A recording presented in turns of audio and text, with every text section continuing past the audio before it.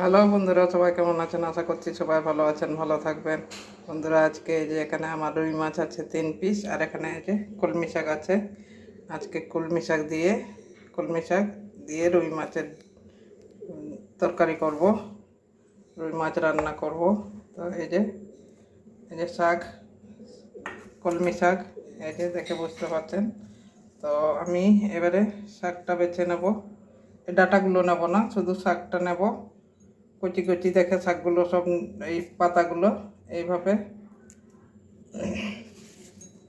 সব শাকগুলো কচি কচি শাক নেব, শুধু শাকের ইয়েগুলোও নেব না।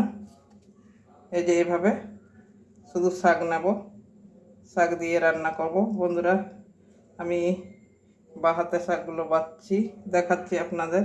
আমার স্ট্যান্ডটা ভেঙে গেছে, তো হাতে ধরে ধরেই আমাকে ভিডিও করতে হচ্ছে। তো এই দেখুন, এই যে এইভাবে, এই যে এই কচি কচি শাকগুলো এভাবে, সমস্ত শাকগুলো এভাবে ছাড়িয়ে নেব। ছাড়িয়ে ফিরে আসছি রান্নায়, দেখতে থাকুন।